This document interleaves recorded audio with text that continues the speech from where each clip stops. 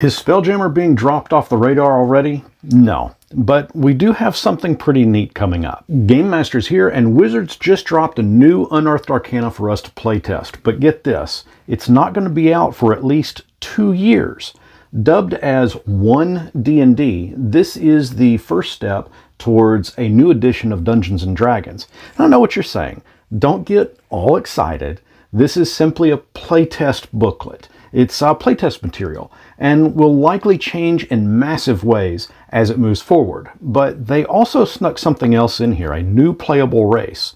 And we'll talk about that in a little bit. According to a Wizards announcement today via their first ever event called Wizards Presents, a direct fan virtual event, we learned that this playtest material is the beginning of a series of, well, playtest materials that we'll see over the next year and a half. We've all heard the chatter about a new edition. Some refer to it as 5.5, others refer to it as 6th edition. Wizards is referring to it currently as One D&D, although I'm sure that will not be the official final end term used. This playtest material doesn't cover everything that we will see changed, but we are told that everything presented will be compatible for 5th edition. So there's really no need to worry about being hesitant in grabbing a copy of the books, of the current books. What we see in this first set is called Character Origins, and it states that the material presented makes use of the 2014 Player's Handbook rules, except where noted.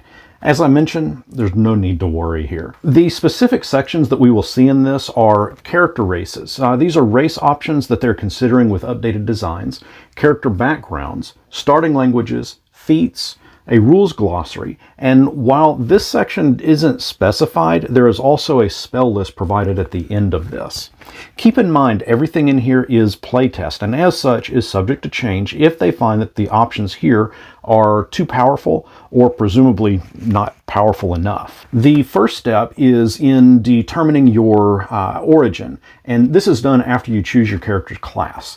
There are 3 things to determine: your race, a background, and a starting language. One of the things that jumps right out is the ability score. It looks like this, and it's just a technical change, so Wizards has shifted away from races having different ability scores attributed and made it so that when you create your character, you could pick any ability and raise it by 2 points, and another ability and raise it by 1 point, or pick 3 different abilities and raise them each by 1 point. The change in here now is that it's applied to the character's background. It still states that you get a +2 bonus to one ability score and a +1 bonus to a different one, only now it's tied to a background trait. You also can still choose to add +1 to 3 different abilities. I mentioned that it seems a bit more on the technical side because, okay, here's what happens. You can choose to create your own background, and in doing so, you can plug those bonuses in wherever you'd like. Or, and this is what's been added, you can pick a pre-generated background and apply the bonuses from that. For example, let's say your background is a farmer. You grew up close to the land. Years tending the animals and cultivating the earth have rewarded you with patience and good health. You would see a +2 to Constitution and a +1 to Wisdom. Another example, let's say your background is sailor. So thus far, you have spent most of your days living the life of a seafarer. Wind at your back and decks sway beneath your feet as you sail towards your next adventure. You'd see a +2 to Dexterity and a +1 to Wisdom. Now, seeing these 2 examples shows the logic behind where those ability bonuses are added as opposed to just randomly applying them. For languages, characters will generally begin play knowing at least 3 languages. Most will start off knowing Common. One is determined based on the background, but, and I'm reading a little bit into this here. For example, we just saw that the farmer background language would be Halfling, though I'm sure if I were a Dragonborn farmer, it could happen, then my language would probably be Draconic. The 3rd language would be chosen from a standard language table. Feats. Feats are evidently going to be tied with backgrounds as well and won't be class specific. Well, at least at first level, your character will gain a feat from that's based on their background. For example, we'll go back to our farmer. It has a feat of Tough.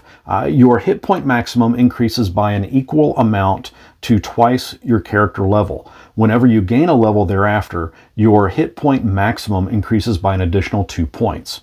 That's pretty sweet. And looking at our sailor background, we would get the Tavern Brawler feat that provides the following.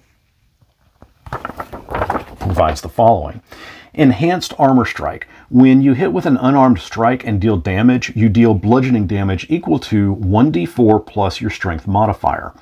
Damage rerolls. When you roll damage die for your unarmed strike, you can re-roll if it rolls a 1, but you must use the new roll. Shove. When you hit a creature with unarmed strike, as part of the attack action, you can deal damage to the target and also push it 5 feet away. And furniture as weapons. You basically just pick up a chair or any other item of furniture and use it as a weapon. One of the bigger things found in this is in regards to rolling a d20. At my table, hell, at many tables, rolling a 1 is an automatic failure and a 20 is an automatic success. This playtest material brings that, or well, could bring that to being an official part of the rules. It reads, if you roll a 1 on the d20 test automatically fails, regardless of any modifiers to the roll. If you roll a 20 on the d20 test automatically succeeds, regardless of any modifiers to the roll. A player also gains inspiration when rolling the 20 thanks to the remarkable success. Spells are broken down into 3 categories: arcane, divine, and primal. While this playtest material does not provide too much in terms of explaining that, it does state the following. In future Unearthed Arcana articles, we'll show how classes use these lists and how a class or subclass might gain a spell from another list. So I have to ask, does this potentially mean that my sorcerer can cast a fireball and animal friendship, or could my druid now possibly cast wish? At the top of this video, I mentioned that wizards put in a new playable race. This is called the Ardling. These guys have a head kind of resembling an animal, generally with virtuous associations. They might also have soft fur, downy feathers, or just bare skin. Not bare skin, just, skin. They are considered a celestial humanoid and as such have a measure of magical power from that legacy. There are 3 legacies: Exalted, which is associated with chaotic good planes, Heavenly, which is associated with lawful good planes, and Idyllic, which is associated with neutral good planes. In essence, you can gain a cantrip based on the legacy you choose. And as an Ardling, you have a special trait called Angelic Flight. This allows you to sprout forth wings, and for just a moment, you can fly. You also have resistance to radiant damage. As mentioned throughout this video, this is all playtest material. Some of it may not make it to the final published version, but what's cool is that Wizards is giving us all the opportunity to check this stuff out, and we can see what works and what doesn't. No, they're not being lazy and are having us do their jobs for them. This is, listen, with a game of this scale, having more eyes on the future rendition of the product, in my opinion, makes it a much stronger product. They will open up a survey on September 1st to get feedback on what in this material works and what doesn't. Keep in mind too, we've got about 1.5 years of more material to look forward to. I think that this is pretty exciting time to be playing Dungeons & Dragons, and really from Spelljammer being updated to 5th edition to a 5th edition Dragonlance due out soon, there's so much to pull from. Speaking of Spelljammer, we've covered a lot of it, and if you'd like to check out those videos, check out this playlist. I, for one, embrace change. I like things being fresh and updated, and I cannot wait to read over this material in depth and incorporate it into my ongoing game. What are your thoughts on One D&D? Let me know in the comments below, and until next our paths cross, watch out for that toughened farmer with a shovel.